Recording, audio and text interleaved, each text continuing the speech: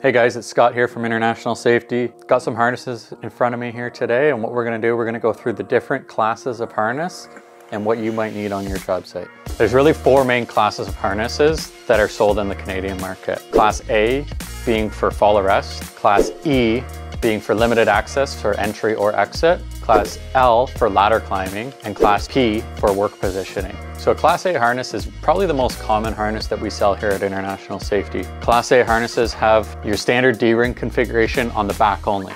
So when you don this harness, this D-ring is going to sit between your shoulder blades, and that's where you're going to attach your lanyard or your SRL to in order to protect you from a fall from a height. Now, Class A harnesses only have that back D-ring. So if you need another D-ring configuration for anything else, you might want to look at something different. Class A harnesses are pretty much available from every manufacturer. This one here is an MSA harness that I'm looking at. Now, moving into a Class E harness, I kind of think about Class E as entry and exit. So entry and exit, if you're going into a manhole and you need to be raised or lowered into that manhole, that's when you're going to want to get something with shoulder D-rings. So this 3M option here has multiple different variations of D-rings. I'm going to talk about the shoulder D-rings for now.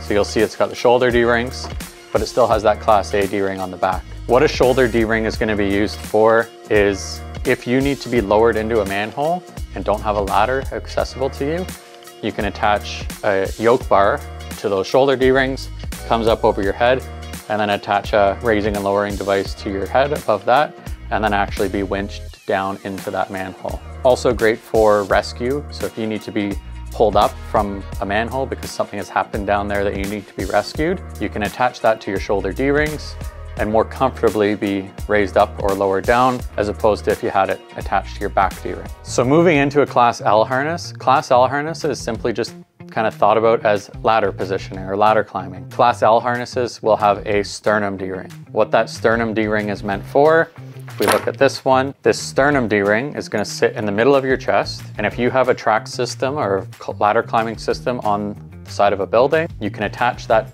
track pulley system to your sternum D-ring and then actually just climb that ladder as you would normally climb. That track system is going to follow you up the ladder, and then you can disconnect, reconnect to an anchor point on the roof from your back D-ring, and then commence your work from there.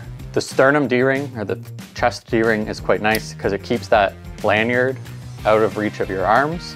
And if you're doing a standard ladder climb with, say, 2 big D-rings and attached to the back, you're constantly fighting that lanyard every time you have to disconnect and reconnect as you're walking up the ladder. So our last class of harness that we're going to talk about is a Class P harness, or work positioning. Where a Class P lanyard is really focused on is work positioning. So if you need to hang off the side of a ladder or hang off a rebar wall, your Class P lanyard is going to allow you to connect D-rings to your hips and then sit back and almost use your harness as a chair while you're cutting, grinding, welding, or doing anything on that side of the building. If we look at this 3M harness here, you'll see 2 D-rings on either side of the hip, and what that's going to allow you to do is attach a Y lanyard or a twin leg lanyard to each side of your hip, and then you'd have a third anchor point that you could then attach to the ladder or rebar wall, so long as it's certified as an anchor point.